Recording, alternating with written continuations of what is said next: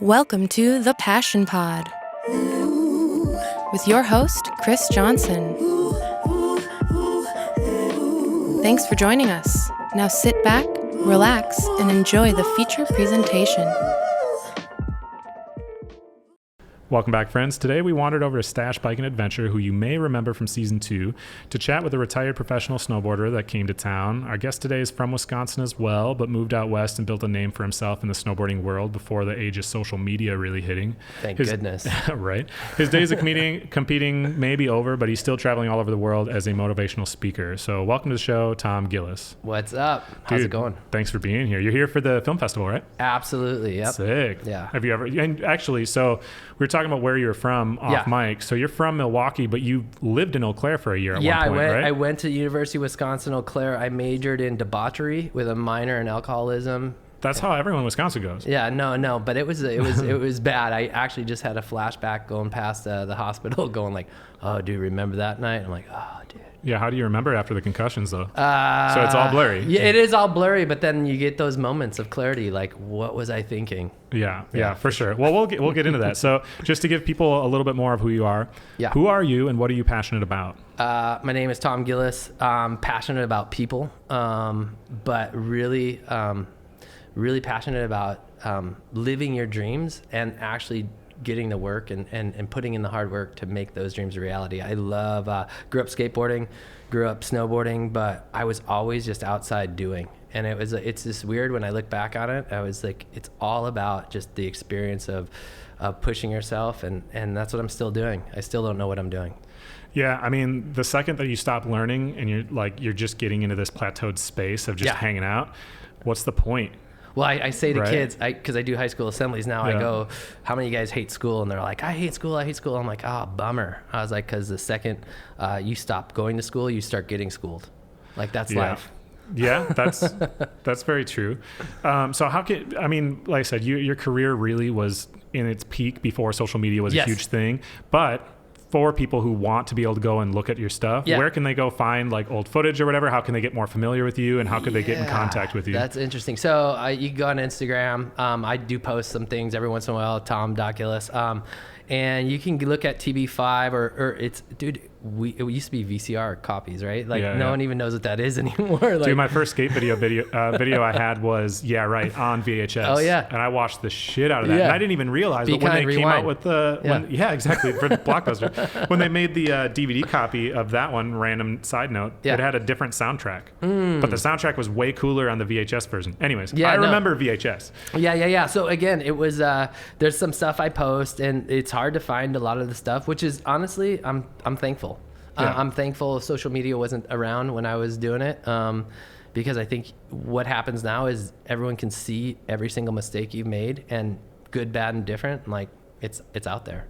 It's a very different world because people market themselves, right? Yes. I mean, before a brand would see somebody such as you and they're like, okay, I can see a marketing strategy behind this person. Yes. And we're going to push this person to be our flagship. Yeah. And now you're marketing yourself. Exactly. Like you're your own brand. And talk about everyone's their own brand. Yeah. And it really changed the game though, because then all of a sudden it's not, less of it is about skill level and more of it is about the marketability of something, which we'll get into that because that's a very interesting thing to look at. It's good, bad, and different. Oh, absolutely. And shops and everything are that way too. You know, before I always tell people kids wanted like whatever the guys that a shop sponsored, right? Yeah. The older ones, whatever they were skating, whatever they were wearing, all the kids in town wanted that because that's who they looked up to. But now who they look up to is whoever they follow on social media. Exactly. No, I mountain bike with a good friend, George Johnson, who owns Milo Sport, and like it used to be like, oh, you're on the Milo team, and now it's like, who cares? Like, no. Well, it makes it hard for shops because it's, there's so many brands out there. Exactly. Realistically, you can't carry everything, so that's just a different challenge. But at the same time, I get advertising platform for free, which is nice. So, anyways, getting back, you're from Milwaukee. Can you describe? I know you've told the story, but relatively.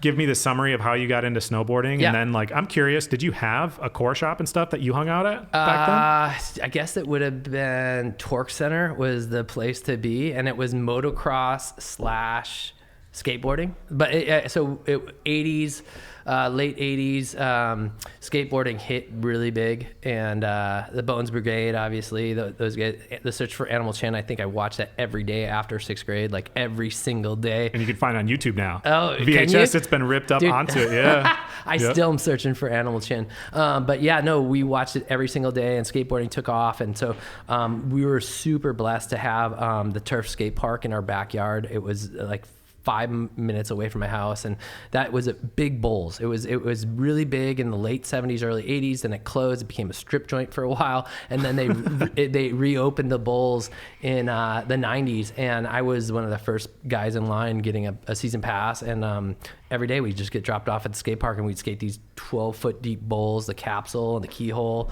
How old were you at that point? Dude, I was like 12, 13. I mean, this is okay. Like you never forget your first love. And I just remember the freedom skateboarding gave me. And of course, growing up in Wisconsin, like it was indoor, so we could do it all winter long. But as soon as that place closed, again, because there's no money in skateboarding, then all of a sudden we're going to stand up and ride down sleds. And all of a sudden someone got a black snow, or I think Gilles had a GNU. Like, it was just crazy. It was like starting to filtrate into the Midwest, and we all just wanted a snowboard. Did you have one of those little snowboards with the like string?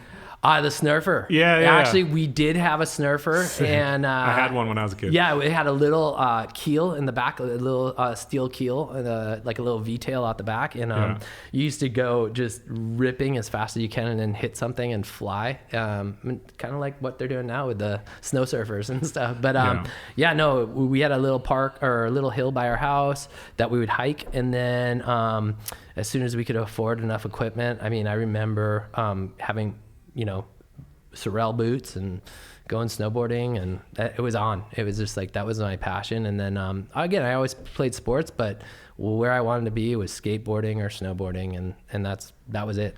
Well, thankfully, skateboarding and snowboarding, I mean, they are different, but a lot of the skills translate. Absolutely. Which I noticed when I snowboarded, because I used to have a season pass several different years. I had a couple years at Afton Alps. I had a couple years over at Troll. Alps. Yeah. Dude, Afton, it got bought by Vail, so they ended up putting a bunch more money into it. Wow, and they have by far the most lifts, I think, of anywhere in this area. So when I went to University of Wisconsin-Eau Claire, I would bum cars from people. I'd drive either Buck Hill, Christie Hill, or Afton Alps, and I was poor, student up here, and I ended up, I remember they took my board at Afton Alps because there was a little place where you could ride down, hit the cat track, and then air into this bowl, that big open bowl they had, and it was always roped off. But I figured, like, if I'm flying over the rope, then I'm not going under the rope, and so it's okay. And then I remember them taking my board and be like, bro, I'm so broke, I can't even afford to do this. I can't eat for a week just to buy a lift ticket, and you got it. And he made me sit at ski patrol for an hour, and I just sat there and just like groveled, and he's like, all right, don't do it again. I'm like, I won't, I promise. Well, I mean, skateboarders, snowboarders, like, we hate rules because we hate having anything that's constraining what we do. Dude, it was so rad, that air, like, I still remember it. You just came down, ollied off that cat track and just flew, and I mean, there was freedom in that. Yeah. So usually with something like snowboarding, and skateboarding is the same way, but there's all these different areas within it, right? Like skateboarding, there's bowl skaters, and then there's vert skaters, and then there's, tech skaters, but then there's also dudes that hits, big rails, like the Zero guys growing up, that type of thing. Oh, absolutely. What was kind of your lane with snowboarding? You know what I mean? Were you just in like, you just want to hit the biggest jump you ever saw? Yeah. So what I was known for in the Midwest was just going bigger than everyone else. And I remember Midwest Championships. It was in Alexandria, Minnesota. I drove there. It must have been 93. And we would go to Tyrrell Basin and whatnot. I'd go to these little competitions, and my goal was to just go bigger than everyone else. And I remember, like, absolutely had my white Arnett's on, and I was crying because I was listening. I love punk rock music, and I was listening to a bunch of Face to Face, and I was like not doing what I wanted to do. I wanted to go out west and snowboard. And I remember Midwest Championships, and like someone's like, "What are you gonna do?" And like tears rolling down my cheeks, and I'm like, "I'm gonna just spin until I hit." I hit that kicker, and I overshot the landing by like 30 feet, and everyone's just like, "What is your problem?" And I was just like, "Dude, I just need to go snowboarding. I need some bigger slopes." And I did a cab 9, like before they were even like that was even possible. I just would hit and I would just blow up and get up and get back up and do it again. Yeah, how did you avoid significant injuries during that time frame? Honestly, so my older brother beat me up every day of my life, and he would just hold out his fist, and I would run into it, and then he'd be like, "Stay down, stay down." I'd be like, "Never, I'm never staying." And so like just that, I think that I'm not gonna get hurt. It was the crazy. I don't know, man. I shouldn't be broken off, and I just didn't. I just had that desire to just take a licking and keep on taking. Well, in Midwest, it's all ice. I mean, all this stuff, there's no powder. So when you land, it's hard. People say it's snow. It's like, man, most of that stuff is iced out. And like I had my shoulder injury. I severed my upper and lower labrum and pushed my, it was kind of the worst that it could the worst scenario it would have been. I was wearing like this impact shirt, which was great normally. Yeah. But if it would have just broken my collarbone, it would have been a much more mellow thing. But because I was wearing that, my collarbone didn't break, and it pushed it way back and then severed those tendons, but that was like at Trollhagen, you know, there's always 3 parks. There's like the little park, the main like one with the rails, and then your big park. Yeah. It was in the middle one, the biggest one there, which is not that big. No. But it was like it popped you up more than out. Got you. Yeah. It was the first time out for the year, and of course it's like, oh, I can do what I could do last year. And then my buddy in front of me back threes it. And I'm like, oh, cool. Well, then I'll just do a grab. Like, no big deal. So I pop up, grab tail, look down, and I'm like, oh, no. There's no landing. And then I hit the knuckle. Oh. So I cased the knuckle of it, which made me like front flip over down the landing, which the landing was kind of steep. Okay. So that's how I landed and smoked my shoulder. And that was me having that happen on that little jump. Yeah. Imagining you trying to throw 9s and just getting smoked and not somehow getting injured blows my mind. Yeah, it was. Everyone told me I wasn't safe, and I knew that. But they were like, and it was like, oh, you got to go out west, like that. Yeah. Like you need a bigger hill, and that's what in my head I knew I needed to. And it was funny because my parents, great parents, but they were just like, there's no money in snowboarding, you can't like. Which they were right. Yeah, totally. But they were like, you can't do this, and I was like, you got to go to college, and I was like, I can't stay in college, I'm dying, like I'm killing myself, and.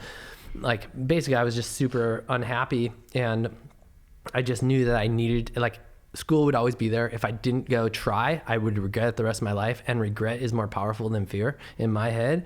And so like I just had to go see if I could make it. And sure enough, like first day on the slope in Lake Tahoe, like I end up like hiking Mount Rose, 3 feet of fresh, and I run into Rich Van Every, who's filming for Standard Films at the time. I was Dave Norhad, who was a photographer, and they just got done filming this jump. They were over it, and I hit it, and they pulled out all their equipment. And they were like, "Dude, are you gonna do that?" And so I got a video part in TV5, like someone coming out of nowhere, like, you know, didn't have a name, didn't have a sponsor, but all of a sudden they all called me, and I called my dad. I was like, "Dude, they're gonna pay me," like, and he was like, "What?" You know? Yeah. So, I mean, and that was right place, right time.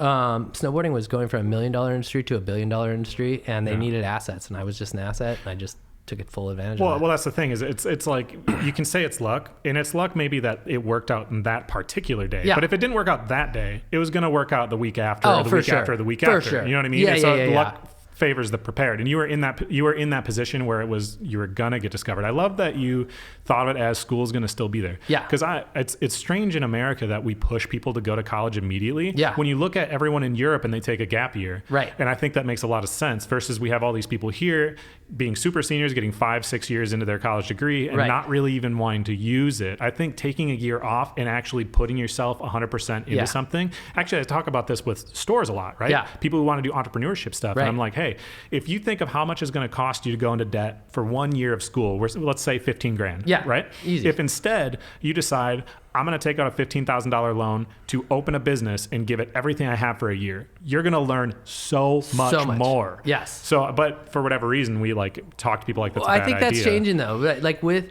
the pandemic that all went down, like whether or not you call it the Great Reset or just the Great like pause, like people are realizing like school is cool, but you can learn way more just living life and doing things. Like you were saying, like you learn by doing, and you need that practical application. Like it's great that you can learn all this stuff, but if it's just head knowledge, it doesn't really translate into the real world. Like you need to walk it out. You need to like put those thoughts into actions, and those actions have consequences. And then all of a sudden you start realizing there's pros and cons to everything you're going to do.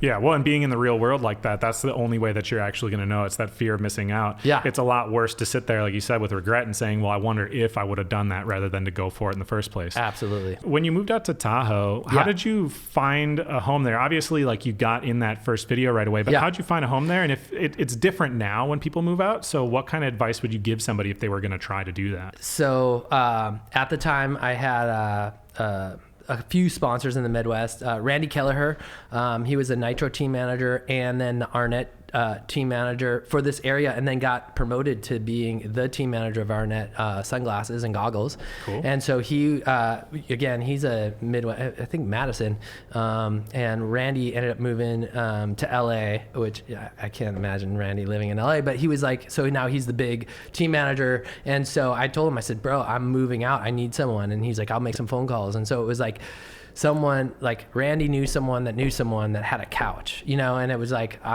I was like, hey, can I at least just like flop there for 2 weeks till I get my bearings? And I ended up hitting it off with the guy. He was a little bit older. He snowboarded, he skied. I learned a lot from him, Jim Morgan.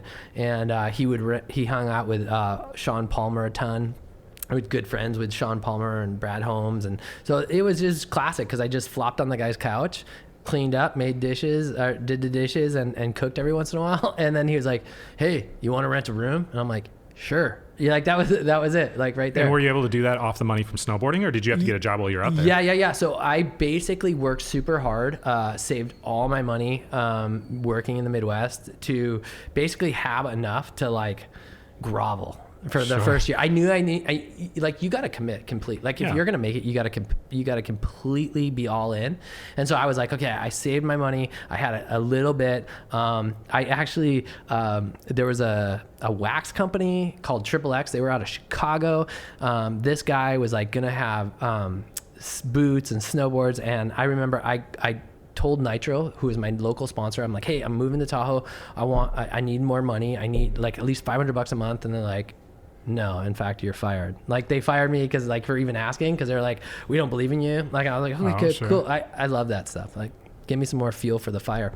So I just basically had this guy, he was like, I'll give you like $500 a month if you like rep my stuff out there. I'm like, yeah, whatever. And I took my truck, went to the warehouse in Skokie, Illinois, loaded up with a bunch of boards that were less than cool. But I just like loaded up the whole truck and I was like, I'm going to sling these out of the back of my truck until I can't. And so I sold everything. Like I was just like, and I was going to like totally not work and just completely snowboard. And that was it. Yeah. I mean, that's like honestly a pretty accurate story when you compare, to like say Jamie Thomas or like a lot of pro skateboarders when they've gone out and done the same thing. Yeah. They're flipping decks out on the street and whatever, somehow to make money. Yeah. How long did it take you before you actually had checks coming in that you didn't have to bootleg sell stuff like that? Yeah. So I think it was at the end of that first year, after getting that video part. And again, it was TB5 was the biggest snowboard movie, of the year that year. So it was like the banger, right? If you got in that, and I had no sponsors really. But I knew that I was going to possibly get this cameo in the part, right? So they were like, dude, you're filming with us. You're doing really good. And Solomon Snowboards were coming out right in that year. And there was a local girl who knew nothing about snowboarding, like knew absolutely, but she was the rep.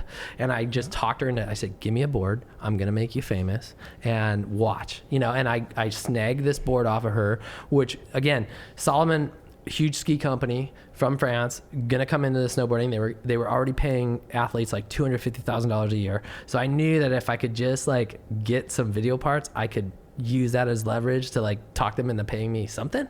Yeah. And so I ended up getting it like, again, 5 or 6 shots in TB5. And that was a big deal because again, you had to be sponsored. You had to, be someone, and I was no one. And yet they were like, who's this guy?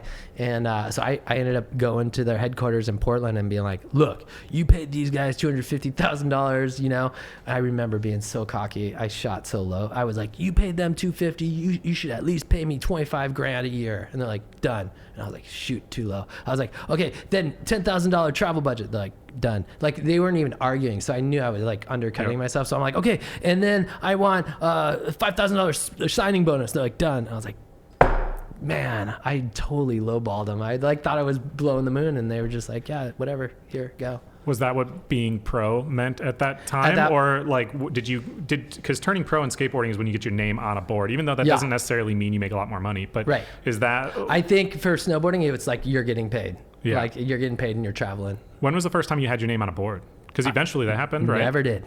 Never did. Yeah. So that was like, because I think the run model is different. So like skateboarding, you could just like print out boards and put your name on it. Like snowboards are not like that. I don't know if I ever angled for that, honestly, because again, I won best trick at US Open. I did all these first, like I had the biggest air out of the half pipe for over 20 years. Like all this stuff was really cool, but like I really could care less about getting my board or my name on a board. I know that sounds weird, but like I just wanted to do it for as long as I could. The average career for a snowboarder was like less than 3 years, and I just didn't want to go to college. Honestly, I was like, I want to do this as long as I can, and so I just kept angling for more travel budget, more money, and just keep traveling. Like, and there was 5 years where every single month out of the year I was somewhere snowboarding. I'd move to Chile for like 6 weeks. I'd move to New Zealand for 6 weeks. I'd be in Alaska. It was like ding ding ding, and it was such a amazing time in snowboarding. It was growing so much. I mean, again, from $1 million to $1 billion industry, and they needed assets, and I just knew that I wanted to ride it. Like I could care less about if you were going to be my sponsor for long term. I just knew I needed to, manipulate them as much as they were going to manipulate me and take advantage of the opportunity that I had. Yeah. Well, I mean, that's the funny thing that's happening with skateboarding and stuff too, because of all the big athletic companies coming in. All of a sudden they have these like really significant budgets. Nobody knows what their actual worth is because they're used to what skateboarders used to be able to pay when everybody was doing these like small time operations. Yeah. And that was what, the first thing I think I remember in skateboarding coming in was the energy drink game. Oh yeah. All of a sudden Red Bull was paying out like thousands of dollars a month for people. And it was like, wait a second, how are they getting all this money? They don't get nearly that from their board sponsor, from anything else they ride from, but this does. And that's when it like opened people's mind to like, oh, this is marketable. We're selling we can an make image. money. Yeah, we're going to sell this poison to everyone. Which is unfortunate. It's so true. You were pro, like you were doing this for about a decade, right? Yeah. That's what you said. What in your opinion, looking back, what was like the peak for you? So NBC television called me up 7 years in, and they were going to do this reality TV show with TGR, Teton Gravity Research, Jeremy Jones and the Jones Brothers. And so basically they got all these living legends. I'm talking like Jim Rippey, Travis Rice. They got all these guys, and they were going to find out who the best snowboarder in the world was. And so this was it for me. I got the invite, and it was a reality TV show. It was early 2000s, and right when reality TV show was hitting. And basically I made it all the way through the competition. I eliminated Jim first day, which Skip and I know Jim from back in the day, and he's a legend. Eliminated him first day, and then he hung out. He's like, I want to cheer you on, Tom. Which it was tripping, because I'm like, you're Jim Rippey, like you had the top selling pro model in for Burton for like ever. Like I couldn't believe it. But he was just, I'm for you, bro. And I was like super impressed with him, and he had a major transformation in his life. And so I was like tripping, and then I made the finals. It was me and Travis Rice, and it was in Jackson Hole, Wyoming. He was again, this is his hometown. It was like the biggest thing, and these producers, the last competition was a bomb drop, basically who could drop in the highest. And so I had to go first, and I drop in at 10 feet, super sketchy, like 10 below, windy, dark, TV, like lights in your face, all this stuff. And then Travis jumped at 10 feet, and then I was like 15, 20, 25. Now we're getting up to 30 feet. That's a world record. Travis held it. And I jumped from 30 feet, and I was like, oh man, that was a trip. Like, but it was crazy. Like at 15 or at 10 feet, it was super sketchy. And then I started feeling it, when you're in the groove, and you're like, well, and the adrenaline's there. Yeah. More than just the adrenaline, but like when you're in the zone, like, when you're like, you're on, I'll like get the camera. I'm filming everything today. Like just, all of a sudden I started hitting it. I was like, oh, this is it. Like, so I jumped at 30 feet, and then he ate it at 30 feet, and the producers came out, and they were just like, okay, you're gonna if you go up to 32 feet, you have the world record, and you win. And I was like, no, let's max out the crane. And they're like, wait, what? Because that was my trademark move. Being from the Midwest, I was going to outdo you. I didn't care what it would cost. I didn't care who was going to get hurt. Usually it was me. But I was like, let's max out the crane. So here I found myself 40 feet above a 26-foot quarter of hype. I'm 66 feet in the air. They got a heart rate monitor on me. They got a mic on me. And this is when like reality hits. Like I'm 6 months out of knee surgery. Like just put this bad boy back together. And I was like, dude, I don't want to get hurt again. Like I was tripping, like straight up, like, and I knew like this next couple seconds were either going to define my life, or I was going to remember this moment being like, ended up in a wheelchair. Like but it was funny because all of a sudden when it gets thick, when the storms of life happen, this is when you're all of a sudden like, all right, what are you made of? Like, you don't know what you're made of until you're tested. You know, and like no one likes tests, but I was like, in this moment, I just remembered what I remembered, which is like, hey, you didn't get here by chance. You worked harder than anyone else. This is your moment. You always wanted to be in like Guinness Book of World Records. This is it. Like step up or step off. Like either go or don't go. Like there's no try. You're going to hit this. And I just remember thinking those things. And it was funny because I went from a deer in the headlights to like super focused, and I pushed past all the feelings of like, you're not good enough. All the doubt. I had 1,000 people screaming, like they just wanted to see bloody murder. And I was like, no, dude, like everything went silent. I just focused. And the crazy thing is my resting heart rate was 180 beats a minute. That was resting, cool as a cucumber, just like focused in that moment. And then I found out later on that my heart started to spike to 230 beats a minute. And they were like freaking out, wanted me to pull the plug because it was TV and they thought I was going to die on national television. And before they could pull the plug, I jumped and stomped it. All I'm picturing is, I don't know if you remember this, the X Games where Jake Brown flies off. Yeah. Do you remember that? And that's a 32-foot quarter pipe. Right. And you're going into a 26-foot one. Yeah. I'm just picturing like missing. Yeah. Going all the way down and just like explode. For sure. That was that. So again, you hit, and they had this like 6-inch gymnastics pad on the deck. Like if you hit that, you're dead. You're like, I knew that you could not fail. Like it was just like, there was no, I'm not landing this. It was like night and day. Like I'm doing this. Yeah. Well, if you watch same way, like years later, Danny Way clipped his ankles. Oh yeah. Coming in and flipped. And that was from not even half of that height. Yeah. So just imagining the ragdoll. Well, anyway, so you made it. Yeah. Thankfully, that record still holds. That record still holds.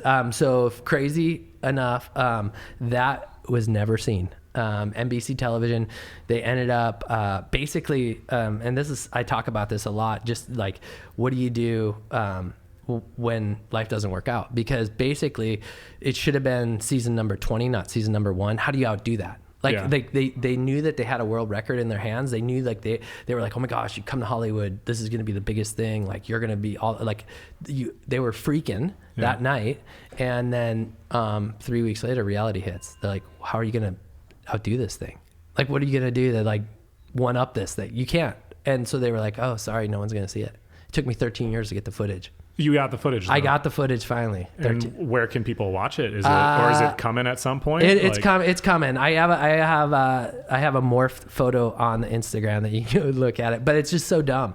And it's honestly like, yeah, that I'll never forget that night. It won't be necessarily because like I broke that world record or anything. And Travis, I saw him right before the pandemic hit, and he was like, bro, that's still the craziest thing I've ever seen. And coming from Travis Rice, like that's like a big deal. But it will be because that night is the night where I prayed a prayer that like, I just said like, I don't want to be hurt again, because I was 6 months out of knee surgery, and my life, like that's when God really started being real and came into my life and just transformed it. Because I was a functioning alcoholic. I was a functioning drug addict. I was living the life. And ultimately the funny thing about fame is when you have it, it's so twisted. Like you don't know who your friends are. And my life was one where everyone wanted to be me except me, because I couldn't accept myself. I was running scared, and there was a lot of I was compromised in a lot of different areas, and I was like living far less than I was worth. So it was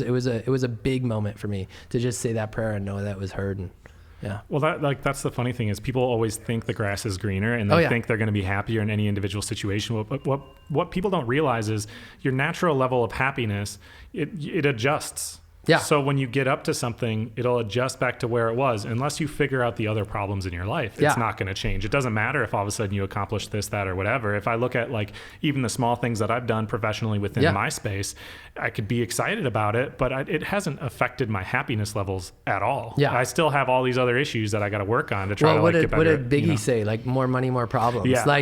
Honestly, that was straight wisdom, because again, the problems you have when you're younger, I don't care how much money you got, it's just going to make it worse. And that's ultimately what I ran into, is just like, I was compromised. I was doing things I didn't want to do. I was turning into someone I hated, and yet I had money and fame to delude myself. And I always talk about happiness is all dependent on what happens to you, where joy is something different. And when you find joy, like that's so much different than happiness. How did you so you reach this peak, obviously, right? And you realize okay, this isn't everything that I thought it was. I know that I'm not being the best possible version of myself. It's cool that you had the fame, the notoriety, the money at that point, because those are helpful tools. Oh yeah. I always tell people money isn't what you want. You want whatever money is going to get you, but it is a helpful tool for sure. Yeah. So how did your snowboarding career then did it just fade from that point? Was it a quick drop off? How did you transition from that into, then you went into motivational speaking? Yeah. So, basically I was in Japan with Jeffy Anderson. We were filming Unleashed, that whole year together. So we were, we would snowboard a lot. And I just tell people it was such a unique time in snowboarding, because we were getting invited to countries. Like Japan would invite you, and you'd get off the plane and it'd be like red carpet. Here's a cell phone. It was a Nokia Bricks, but it worked anywhere in the world. And then they gave you $5,000 spending cash, and they would basically give you a get out of jail free card. And I just broke that world record. I jumped on a plane, flew to Japan, was partying with all the boys. It was sick POW day. And Jeffy walks in the room, and when you got 20 of the best snowboarders in the room, we would just always try to outdo each other, and we were just always crazy. And we were partying from country to country. So it was bizarre. But Jeffy goes to hit ride down a rail on his butt, stupid human trick, and he falls 4 stories to his head, and he's dead. So that starts me spinning out. I realize that I have depression, anxiety. I've been suicidal since growing up in the Midwest, because of just whatever things I weren't dealing with, like money. Again, it's a great plasticizer. It covers up a bunch of things, but I wasn't dealing with the things that were actually now affecting me heavily. And so with that happen, I just was a wreck. I was with a girl who had a kid that wasn't mine, and I was doing all this stuff that, again, sex, drugs, rock and roll. And I just was my life spun out of control. Broke this world record, did all this great stuff, but then watching, being there when my friend died, and I just was there's got to be something to life. I'm going to die, because the thing is, when Jeffy died, my trademark move was I was going to outdo you. So if he was going to do it, I was going to be next, and that's where I was going to end up. I knew it. I was going to die trying. And my life spun, and I had a stranger walk into my life. It was the craziest thing. I jump off this plane from Japan, and this guy walked into my life, and he just a stranger just goes "Are you okay?" That's all he asked. And I looked at him, and it was he saw something in me that I was tripping. I was no, dude, I'm getting run by demons right now. I'm totally overtaken. And he saw this empty, hollow self. And he knew nothing of my snowboarding. He knew nothing of anything. He's "Are you okay?" And I was no. And he's "I'll listen to whatever you want to tell me." And I just poured out, bro. Completely vomited on this guy. I told him about all the compromise, all the problems, things I was doing, things I was cheating, all that stuff. I was dude, I'm a mess. And then he was "I hear you." And he goes, "But I see more in you than you see in yourself." I was what? He's "Dude, I don't see the snowboarder that you claim to be. I see a person that is in desperate need of being loved." And I was again. And here's what he said at the end of our conversation. He's "I see you, I hear you, and I love you. And there's nothing you could do about it." And I was just straight tripping on this guy. And then he just is "Dude," he goes, "I lived this crazy lifestyle. I was like you, different venue, but I ended up hanging out with this guy named Jesus, and he's real. And I was like, yeah, I grew up in the church. I don't want to hear that. You know, like whatever. Sure. He goes, no. Let me tell you, you grew up in religion. I'm not talking about religion. I'm talking about relationship. And he goes, he says in his word, if you ask with a sincere heart, he'll show up. So I dare you, if you have the audacity to ask him, he'll show up. So I was like, okay, cool. Went in my room and I was like, I grew up in the church, like whatever, wasn't down with that. But I was like, all right, Lord, if you're real, I'll go to church next week. And if you're real, make me cry. But I didn't cry. I didn't cry when I blew my knee. I didn't cry when I broke my back. I didn't cry when I broke my ribs. I didn't cry. I was like a man. I didn't cry for 10 years. I used all the anger and hostility to like fuel my dreams, and I was empty inside. I was using people and drugs to like feel something, like sure. Just to feel, right? I couldn't even feel. And so I was like, that was going to be a miracle. That was going to be impossible. So I got all dressed in black, went to this church in Truckee, California, Sierra Bible Church. And I just was like pissed. Like I was like, brr. And I go to church and I didn't tell anyone. And the music started and I didn't cry. I wept like straight up for an hour, wept, couldn't control myself, like couldn't breathe. And then all these guys were like, hey, can we pray for you? I'm like, no, I got to get out of here. And I was like, I went in my car, drove in the middle of the mountains. I was like, all right, Lord, like I asked you to show up and you did. Like I said that if you did this, then I would give you my life. And I'm like, here it is. I'm just here. And the amount of joy that I experienced in that moment of like just saying like, here's my life, take it.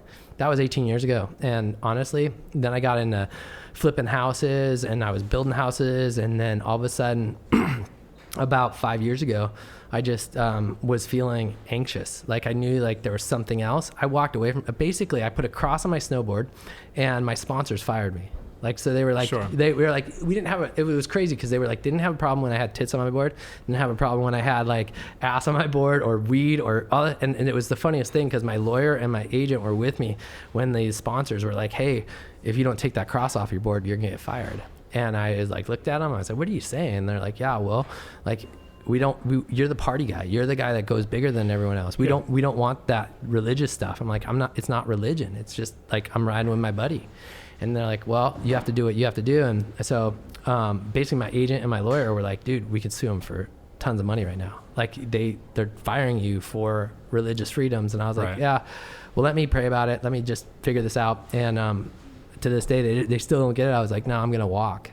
And I walked away from snowboarding after a decade long because I really wanted to be able to walk away, like on my terms. Right. Like, and walk away because I have friends that got paralyzed. I had friends that died. Like, there's not that many people that do that. And there's a lot of people you look at, like Heath Kirchart in skateboarding is pretty famous for doing that, Absolutely. right? Is walking away while he's still there. Yeah. The thing is that goes back to being marketable. Right. And that's a huge part of the industry. Yeah. It's not necessarily the how image. good you are, yeah, right? Yeah, it's the image. whether or not you can sell a product for them. Because ultimately to them, you're just especially widget. a bigger company, all you're doing is helping them sell product. Yep. You know, which sucks. You want to think it's something different because you have personal relationships with different people within the organization. I remember like Spy. So they had a contract like, if you injure yourself, you have to just call us, just so we know. Like they were all like, dude, we wouldn't get rid of you. Like you signed the contract. And I remember calling them and being like, hey, blew my knee. It's end of the year. I was filming. I'll be ready to go next season. They're like, awesome, man. Thank you. We're so behind you. Like 3 days later, I get this letter of termination. Like they could care less. They could care less. I knew that. But the craziest thing is I walked away, started building houses in Tahoe, then started flipping houses. I just wanted to learn and I wanted to do something, like have a skill set, right? Yeah. After 10 years of like, I didn't even know what $1 cost. Like I was just like, when you're getting inundated with all that money too, like I worked really hard when I was growing up and I paper routes and saved my money and stuff. But like, I just didn't know what $1 was anymore because I was like getting paid for 10 years to do stuff that I wanted to do. And a lot of times you get paid to do things you don't want to do. Like, I mean, it's called work. It's a 4-letter word, you know? Yeah. And so I went to work. I got work hard. And about 5 years ago, I just was like, there was a angst in me again. And my buddy just challenged me to like, hey, let's pray for 40 days. And whether like God would change your attitude or your occupation. And after 40 days, on day 40, the vice president of K-Love Radio, which is the largest Christian radio network in the nation, probably in the world, called me out of the blue. Didn't have my name, like just as, hey, would you like to do school assemblies? I was like, what? I'm like, how'd you get my phone number? I'm not on social media. I disappeared. I was a ghost. Sure. And he's like, yeah, I heard your story, and would you want to tell it to kids? I was like, yeah, let's go. So it's motivational in nature, just what we talked about, like having everything and having nothing. And then, the kids of today are suffering from anxiety, depression, suicide, like numbers that are like ridiculous. And this is even before the pandemic. Now include the pandemic. Like they're talking about the mental health that these kids are experiencing. I mean, if I was to torture you, I'd put you in isolation. I wouldn't let you connect to the outside world. Like, I would do all these things to manipulate you and make you psychologically unsound. These kids are going to have mental illness for the rest of their life. There's a lot of people that will. I mean, that's for sure. Right. Yeah. And I say kids because it's just like, sure. But I mean, we don't, I've talked about this with other friends of mine. I don't think we give kids enough credit because we think like, the typical thing is, well, you don't have a job, you don't have whatever. Right. But they don't have an identity. No, they don't. Which that itself is so scary and brings on so much emotion. And we grow older and we forget what that feels like because we become established in our own way. We know who we are. We don't remember how difficult that was. And then, you put them in isolation, but not really because they're still on social media where they're getting bullied. Well, and I got to try to manage that. And this is the crazy thing I deal with is like, I wasn't on social media. I'm old enough to understand who I am and what I do. And I have friends like that, like, it's addictive. Social media is and good, bad, and different. Like I love that you can have a platform that you become valuable and whatnot, but at the same time, this is the same thing that they're killing kids. Like at exponential rates that no one's talking about. And like why would you want 10,000 followers when you're only going to have one or two friends? Like you have friends, right? Like Skip's one of my good friends that are like, dude, he called me up and like, hey, would you come out here to help do the Pinehurst thing? And I'm like, dude, are you kidding me? Like I would love to come back to Eau Claire, and it's just like, because there are those friends in your life that you'll do anything for. And yet now kids can't connect with people, and it's because they have this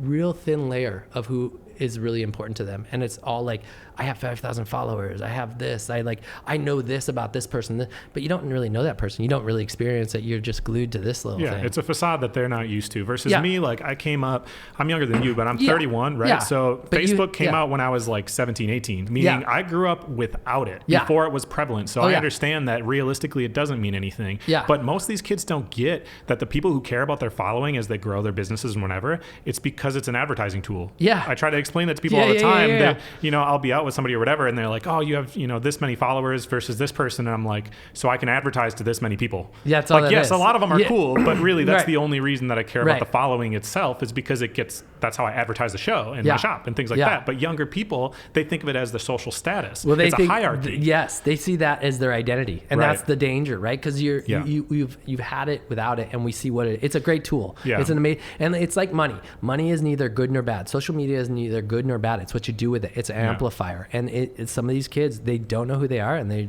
don't have perspective on it. It's blowing them up. A kid today gets more information in one day than a kid 50 years ago got in 1 year. And the way I equate that is if you put a frozen burrito in a microwave for 10 minutes, it's going to explode. That's why our kids are exploding. It's like because they can't handle the information. It's just like... Yeah. Tell me about it. I got a 5-year-old and an 8-year-old. So I'm like, oh, the 8-year-old's getting to that age. So it's getting scary. Anyway, so you're doing motivational speaking. You've been speaking all over the place, right? Yeah. Like it's gotten huge. Yeah. But for the sake of time, because I don't want to take this forever, because you have to go to this other film festival. Yeah. Where are you going from here? Like, what's next? You're on a tour of some kind right now? So I'm hanging out with Ryan Reese and the Whosoevers, and we basically do skate competitions, and we go to rehabs. It's pretty crazy. Ryan him and his brother started Circa, actually 4-Star Distribution. So he was the team manager for Chad Muska. Sick. And like he OD'd in Panama on Coke, like, and Xanax and all this stuff. And he had this great awakening, like this whole life-changing thing. So he has a passion for skateboarding and giving back and like really talking life or like hard things. I mean, he talks about pornography, he talks about drugs, he talks about all these things that aren't good or just that you have to talk about. And so Ryan, Whosoever's Brian Head Welch from Korn, he's a lead guitarist. He's a founder, and then Sonny Sandoval, POD. There, and so we film documentaries, and you can go check them out, thewhosoevers.com. They're a group I hang out with. Another Sports World is these guys, they book a bunch of high schools. They have relationships for 40 years. So I basically suck at my paperwork. And so as I'm growing the business, if you want to say that, basically I'll go anywhere. So tomorrow I'm going to be in Dallas, and then I'm going to be in Houston, and then I'll go home for a little bit, and then January hits, I'll be in Lake Geneva, and then I just saw some other things that pop up. They just kind of pop up. And last month I was in Sioux Falls, Sioux City. I'll speak to 5,000 kids in 3 days, do 12 school assemblies, and bust it out. And it's just Are you going to put a YouTube of TED Talk type thing? Are you going to put one out so that way the public can just watch it? I don't know. I think I should. I think that would be a great idea. Just my opinion. No. I think that would be a great idea. I probably should. I tried not to get too high on my own supply. It's just not that not everyone's going to have access to see it, right? Absolutely. And right. That would be a good tool. Yeah, no, you're right. You're spot on. And kind of, I don't take myself too seriously, because I just trip out even if it all ended tomorrow.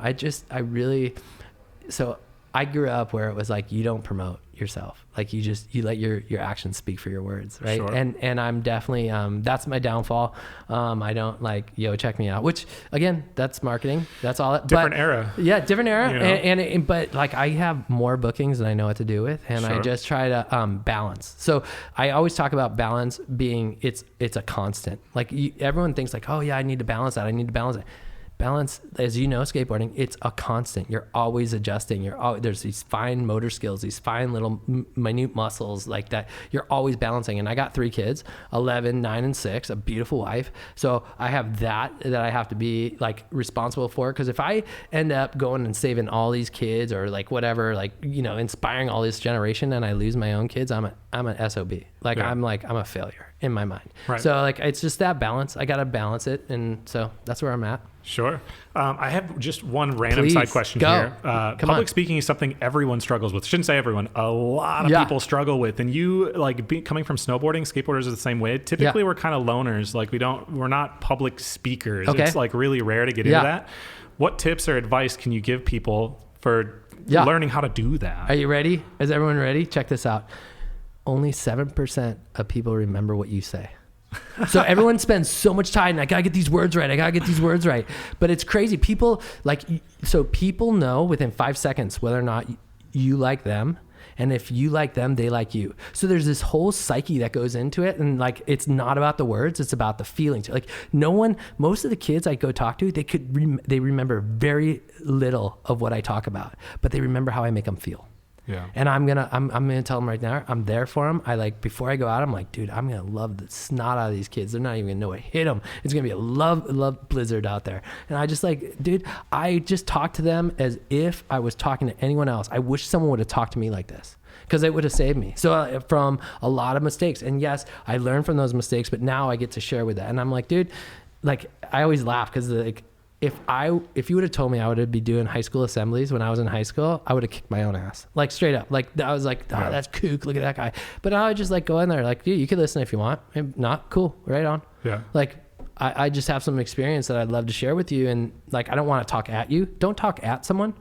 Talk with them. Yeah. It's a conversation. That's where shop owners a lot of times come into play, right? Yeah. That was a big motivation behind me opening my stores. I had my cool. first daughter, she was 1 when I was opening my store, and I grew up hanging around the local skateboard shop at the time. Yeah. And that was very much the intention of okay, I can be a mentor where I'm aware because I'm a parent of what I'm talking about, and I can try to benefit kids. Yeah. But I'm also still young enough and still skating and still cool enough that I can actually connect to them. And rather than being a parent, it was an older brother. And it still is an older brother type of relationship there, which is really, really cool. And that's what I love about core shops, whether it's the bike shop like this with Nick, or skateboard shops or snowboard shops or whatever, or music shops, any of those little local businesses. That's where that community gets built, and it's happening on a smaller level, but that same type of thing. So I can relate to that for sure. quite a bit. And that would be, again, if I could tell anyone that wants to go speak, no one's listening.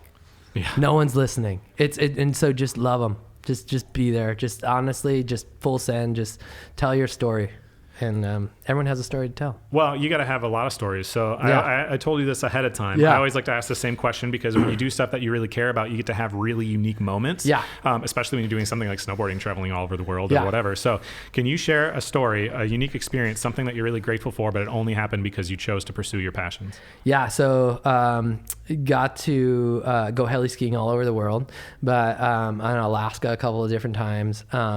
And one particular incident, I was with Kevin Jones and Marcus Egge, and I almost slid to my death, which is awesome. We were derelicts, and we were filming in Alaska, and we were just like, the guy was smoking weed, and we're like, yeah, we got these harnesses, and we're in helicopters. Like, I'm like, growing up on the, the landfill, or growing up here, or riding Pinehurst Park or whatnot, like, you just are like, oh yeah, I always want to do this. I always want to do that. And then you do it and you're like, wait, shouldn't we be trained? Like, so shouldn't someone like tell us like safety things? And like jumping out of helicopters in Alaska, and we're like walking to this like where the landing zone was, and the aspect we were going to film on was around this buttress. And I remember I was in the middle of the skier who's the guide. He goes in front of me. Then Marcus was ahead. I was in the middle, and Kevin was behind me, and we had to go across this face, and it was like 50 feet, not a big deal. Like, and my inside foot slipped out, and I slid, and it was all ice with about 4 inches of POW on top of it. And so I slid, lost my board, kept accelerating, going faster and faster. And I was just like kicking and screaming and trying to stop. And somehow, by God's grace, I stopped. And then I was 500 feet within like seconds below where those guys were. They had to go around to the guide, because the guide was already on the other side, tell them where we were at. They had to snowboard down, get in it. I had to punch through the ice. So I like bruised my knuckles and my toes, like pounding through the ice to get back up to the thing. And I had to wait an hour before the helicopter could come back and rescue me. So I specifically remember when you were talking, like, what do you remember? I remember the peace that came over me, and the joy, like, to be alive. Because I was like, I was in this little cliff of a rock, and like looking out at how beautiful all the mountain peaks were in Alaska and all the glaciers. And I just felt so blessed, so lucky to be alive, because I was. After I get in the helicopter and they flew around to find out where my pack was or where my board was, I stopped maybe 100 feet above a 2,000 foot cliff. Like, I was so close to sliding to my death. And so that was like this whole reality, like, hey, your dreams are great, but they could turn into a nightmare just like that. Like, every day you need to live as it's your last. Like, and I just got that total. Yeah. Well, I mean, not many people get to have that extreme of a scenario. I was out in Zion National Park a little while ago, and I was feeling kind of depressed before whatever. And I was going on a hike by myself, and I hiked Angel's Landing. I'm not sure if you're familiar with it. I'm not, but anyways, beautiful. It's this like thin little walkway that has chains that you hold on to the chains, so that way you don't fall. Yeah. And there's like 20 people have died or something in the last 20 years, like falling from it. Yeah. But I'm afraid of heights, so I was like, I'm just gonna do it, And so like I climbed all the way to the top, and I remember standing up there, and I was like, whoa, life isn't like that bad, huh? Like, I could do this, I could do this, and I guess like everything else is mellow. And then in comparison to like times 1,000x what you were doing, that feeling's got to be absolutely incredible. So I'm glad that you were able to have it. I'm glad that you're still here. Absolutely. I want to ask one more question about learning lessons, because I think when you make mistakes, and sometimes I get it, people will say, well, you don't make mistakes. Yeah. Sure. But whatever, when you make mistakes or you do something that didn't work out, you learn lessons that end up being extremely valuable to you, when really like they're the reason you end up being successful later. Can you share a story of a mistake that you made that taught you something valuable somebody listening might be able to benefit from? I'm thinking general right now. Sure. But what I've come to appreciate is that regret is just as powerful, or if not more powerful, than fear itself. And you're going to regret not taking those opportunities or those chances. Like, I remember being here in Eau Claire and just going home, telling my parents, like, I'm dropping out of school. Like, scary, right? Like, they were like, no, this is your future. This is your life. Like, and just being like, hey, Mom and Dad, I love you guys, but I have to do this, or I'm going to regret it the rest of it. I knew that. Like, and so I think you're always going to regret, like, so you, if you focus on the mistakes, like, and we've all made mistakes, and that's, I'm saying in general, but like, you're going to regret not taking an opportunity. Matter you're successful or you fail, not doing it is failing. And so like my whole heart is behind, like, go ahead and make those mistakes, like learn, right? If you learn from those mistakes, they're not a mistake, like you said, but like you're going to fail so many times in life. Don't be afraid of failure. Be afraid of regret, because it's more powerful. Absolutely. Thank you so much for coming on the show. One more time, where can people go find you, get familiar with what you do, get in contact if they wanted to? Yeah, so you can check out the whosoevers.com. I'm one of their ambassadors. You can also go on my Instagram. I always tell the kids, if you friend me, I'll friend you back. I haven't followed you back yet. Sorry, but I do. I follow everyone because I don't really. I mean, I want to be there. If you have a question for me, if you just want to be like, hey, bro, that really spoke to me. Like, can you tell me more? Like, I respond to everyone, and I feel like it's a true gift to be able to communicate like that. So, Tom.Gilles on Instagram. You can go check that out. And that's Gilles? Gilles, okay. Correct. And hit me up. Like, I'll even give them out my phone number, because I'm like, I have the most random people call me. I don't even care. Like, it's just like, I feel like I've been so blessed at this life. Any knowledge I could drop, or just we can't do this alone. Like, we all say like, oh, it takes a village, and then we all try to do it alone. Like, we're idiots. We're the idiots for like trying to do it alone. Like, we're better together. Absolutely. But, so. Yeah, 100%. And I think we're all slowly kind of figuring that out. I think as you get older, we start in this like keeping up with the Joneses mentality, and we realize that it actually would help if we just shared chores with the Joneses. Yeah. Maybe I'll mow your lawn, you do the snow blowing. It'd be quicker for both of us. Can I rent your mountain cabin? Yeah, that's what I'm saying. Thank you for joining us for this episode of The Passion Pod. We hope you enjoyed it as much as we did. We'll see you soon.